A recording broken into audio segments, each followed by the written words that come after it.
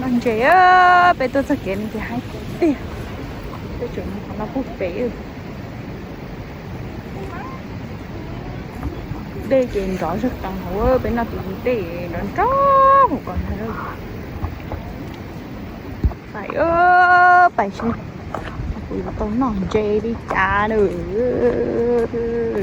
Cái tiền đi rồi.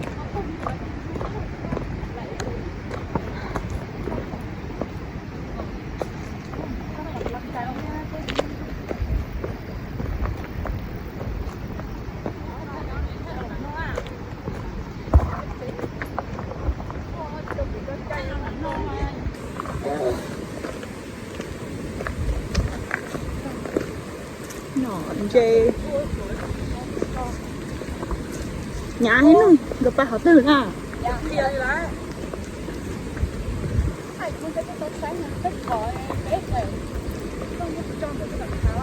Kìa dọc.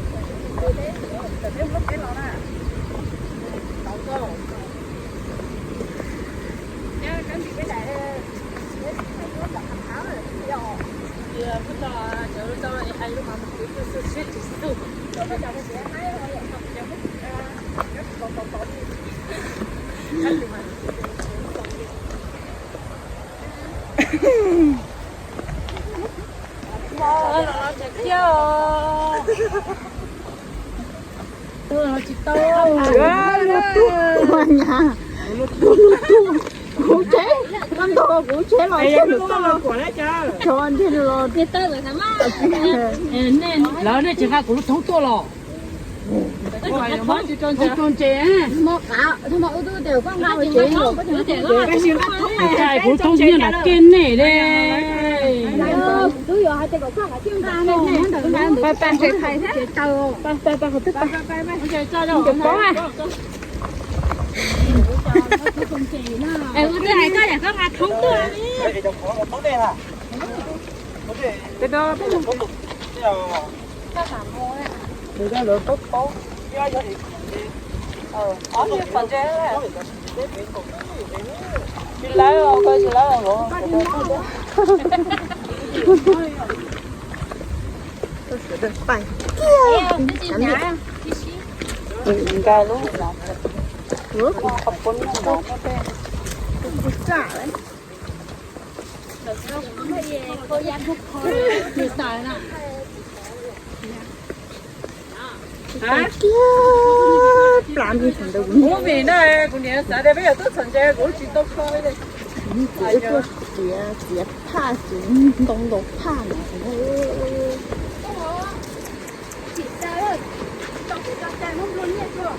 anh chơi lấy sao chơi lấy sao chỗ lắm đắt đắt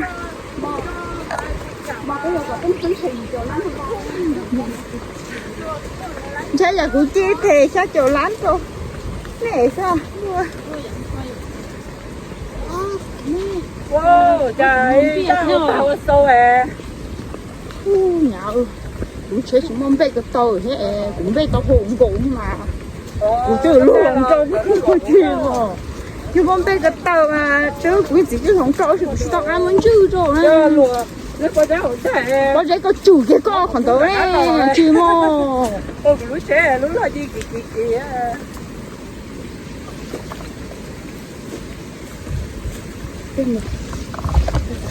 có dễ đưa lúa về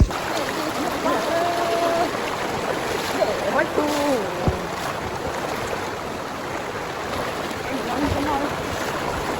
mà ăn là to mỏ thế thì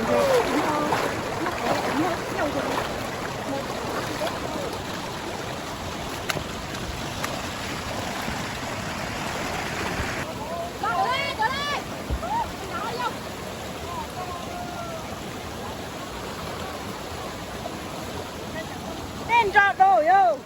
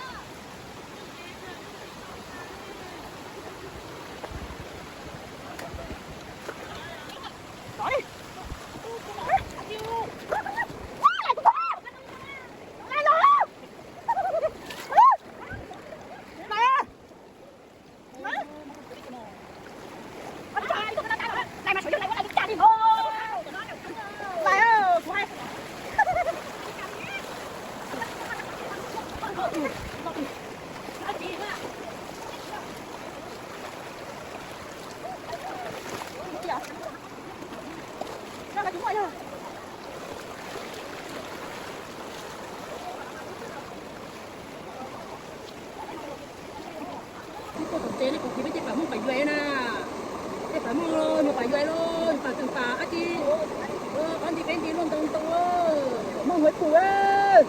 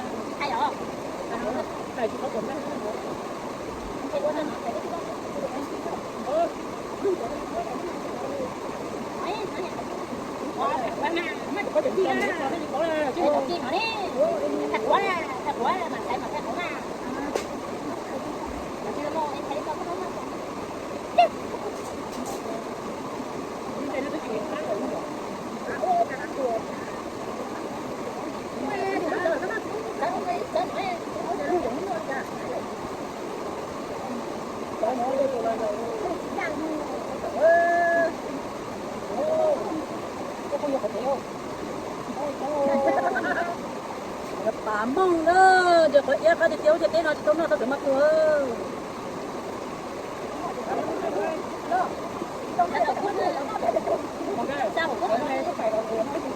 Chứ mình chơi sẽ có đi quậy nha.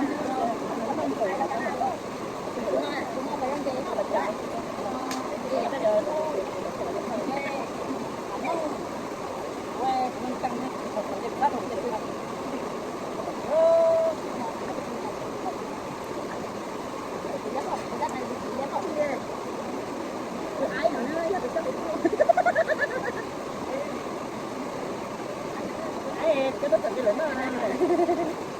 Nó bị thấy thì bắt chạy phải nó phải gọi nó phải coi cái gì rồi kia nè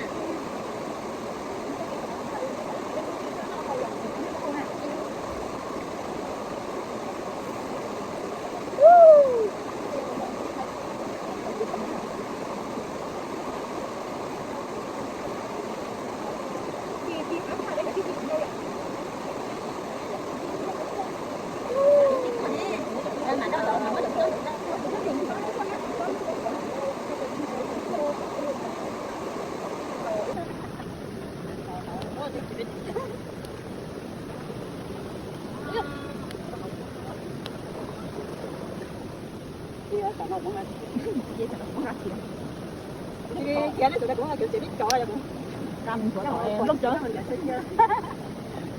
cái lần thì nhỏ này nó không thì nó thì nhỏ thì khó hay như thế không nhá tôi khó là gì ai mà không xin nữa thật sự đó cái nó đừng anh nói lại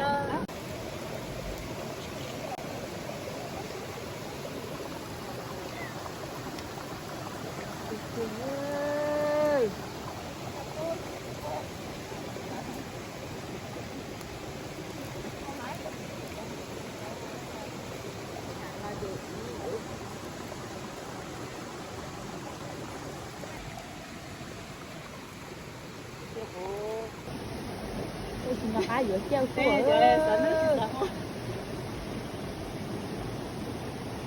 Nó đi. Kia đó. Là hay lột cái cây đầu con này.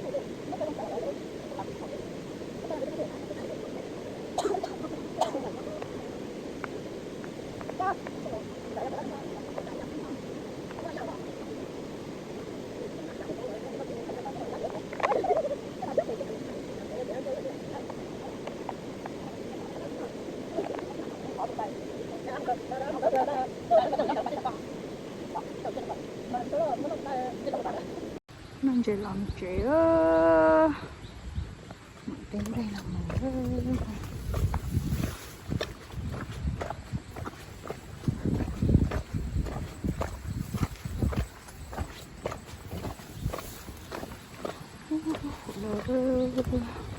chuyện này vừa chả nhung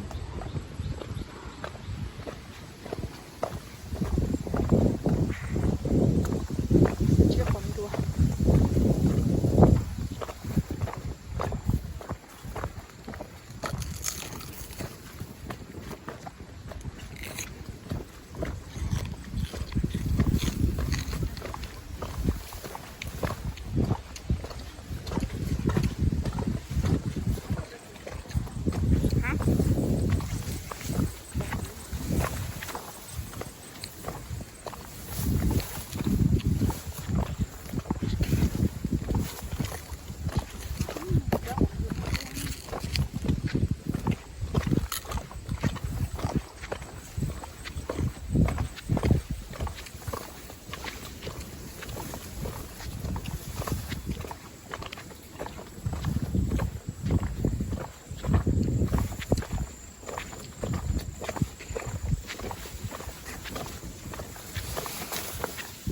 ปลาเลยอ่ะปลาอ่ะ